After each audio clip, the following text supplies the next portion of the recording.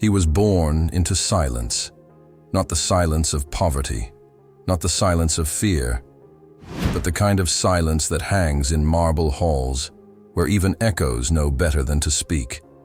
Outside, the desert wind howled through dunes older than time itself.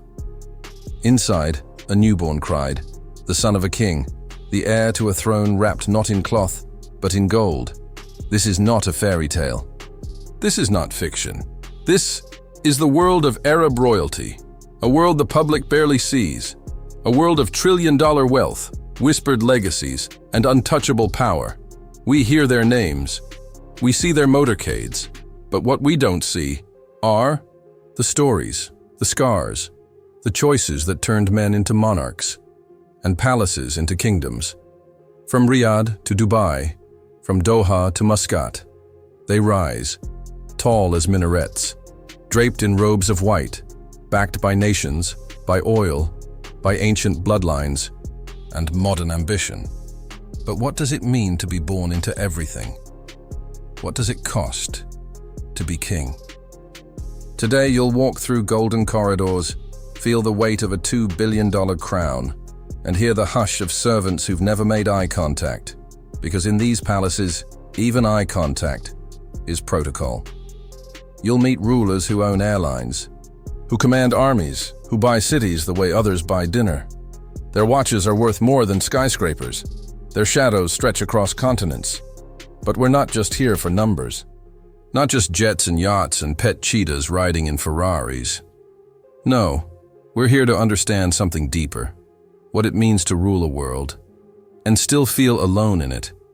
Because under every robe is a man, under every title, a boy who once stared out a palace window, dreaming of something beyond the sand, beyond the weight of tradition, beyond the destiny chosen for him before he took his first breath. You see, there are two sides to every kingdom. One side sparkles with unimaginable wealth. The other hides in the shadows of golden walls. In the West, we hear Arab king and picture luxury. But behind that are centuries of war, legacy, betrayal, sacrifice. Thrones don't just appear. They are fought for, bled for, and sometimes died for. In this journey, we won't just show you what they own. We'll show you what they carry. The burden of family name, the pressure of perfection, the loneliness of being surrounded by 1,000 servants, yet unable to trust a single one. This is the life of the richest Arab kings on earth. They don't ask for attention, because their world demands reverence. They don't show weakness, because their legacy forbids it. But today, you'll see them, not just as rulers, but as men, as sons, as symbols of a region where oil turned to gold and power became a birthright. This is not about envy. It's about understanding. Understanding how power bends time, how wealth changes truth, and how in the heart of every trillionaire king beats the same human heart, longing for peace, purpose, and legacy. So sit back. Look past the diamonds. Listen past the protocol, because once we begin, there is no turning back. Welcome to the trillionaire life of the richest Arab kings on earth. King 1. King Salman bin Abdulaziz Al Saud, the guardian of legacy before the towers of Riyadh kissed the sky, before oil turned deserts into marble kingdoms. There was a boy named Salman, born in 1935 in a Riyadh barely lit by electricity. The world saw sand. He saw destiny. Born the 25th son of Ibn Saud, the founder of modern Saudi Arabia, Salman grew, not just in wealth, but in expectation. His lessons weren't in school books. They were carved in the silence between his father's words. He was trained not to speak often, but when he did, kingdoms listened. He ruled Riyadh at just 19, not with an iron fist, but with measured calm, inherited from men who built nations from nothing but faith and fire. Today, King Salman is the custodian of the two holy mosques, a title more sacred than king, because he doesn't just rule a country. He protects a faith, welcomes millions of pilgrims, and carries the soul of Islam on his shoulders. His wealth is immeasurable, his lineage unstoppable. But his real power? Silence, composure, calculation. When others flaunt jets, he sends quiet. Messages with actions, like building Neom, a $500 billion futuristic city in the desert, or reshaping global oil prices with a single nod. But don't be fooled. Behind his calm is a lion, and when that lion speaks, nations tremble. King 2, Sheikh Mohammed bin Rashid Al Maktoum, the dreamer who built Dubai. He didn't want to follow tradition. He wanted to shatter it. Born in 1949 in Dubai, when it was little more than a fishing village, Sheikh Mohammed bin Rashid Al Maktoum watched as cargo boats drifted through dusty ports. He didn't see sand. He saw a future of steel, glass, and stars. Educated in London's elite military academies, he returned not to preserve, but to transform. What followed was nothing short of a miracle. Dubai, under his vision, became a mirage made real.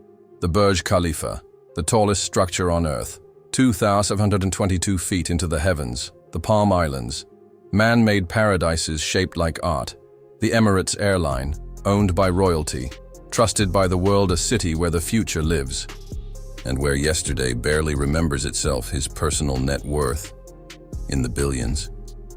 His family's legacy?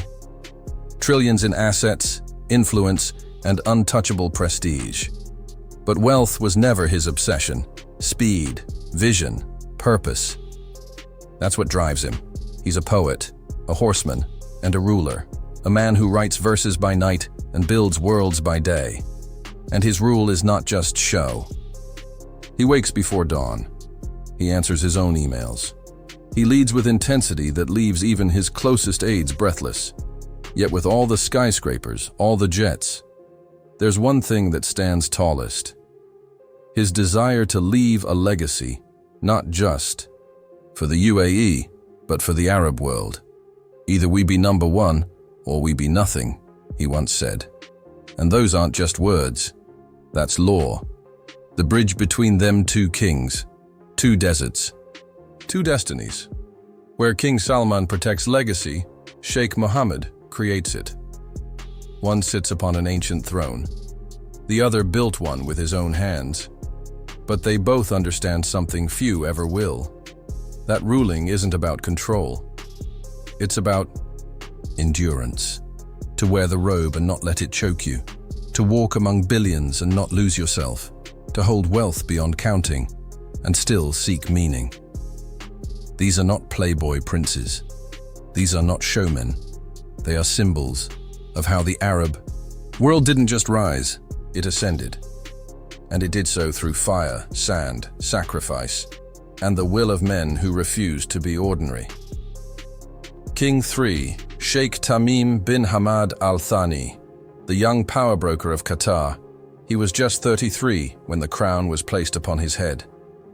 But don't let youth deceive you. Sheikh Tamim bin Hamad Al Thani, ruler of Qatar, didn't just inherit power. He inherited a vision sculpted by ambition, resilience, and legacy. Qatar is small in size, but under his rule, it moves like a giant. With the world's third largest gas reserves, Tamim commands wealth that flows not in rivers, but in pipelines beneath oceans. But it's not just energy he controls, it's narratives. Al Jazeera, a media titan shaping hearts and headlines across the Arab world, built and backed by Qatar's rulers, a tool more powerful than a sword. Then came the masterstroke, the 2022 FIFA World Cup, the first ever hosted in the Arab world. A moment that didn't just spotlight Qatar, it reshaped global opinion. In a desert once overlooked, Tamim built air-conditioned stadiums, luxury fan villages, and highways that shimmered like rivers of glass. Billions watched. But few saw the strategy behind it. To say, we are not small, we are not silent, we are not shadows. And in that moment, the world believed him. His family's net worth, over $350 billion. Private jets, marble palaces, and priceless art. Qatar's royal family owns more of London than the Queen ever did. But behind every move, Tamim plays chess. Quiet, smart, relentless. To own the sky, the sea, and the land is not just privilege. It is responsibility. Because these kings, these men, these rulers, they are not judged only by what they own, but by what they leave behind. If you like this type of content, make sure to subscribe to our channel.